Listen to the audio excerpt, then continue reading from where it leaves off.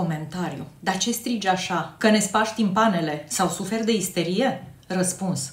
Pentru cei care mă acuză că țip în clipuri și întâlniri, să știți că nu e un buton de isterică apăsat, ci e vocea mea modelată de o copilărie alături de o mamă surdă care citește de pe buze. Astfel, am învățat să vorbesc tare și clar pentru ea. Dragilor, dacă volumul meu vă deranjează, să știți că eu nu am timp de ură, sunt preocupată să iubesc și să ajut pe cei în nevoie.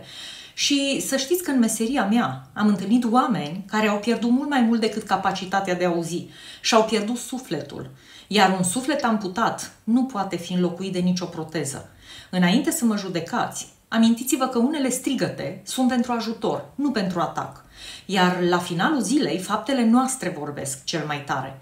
Pentru mai multe strigăte de ajutor, urmăriți-mă pe medataluș.ro, unde volumul e mare, dar inima e și mai mare.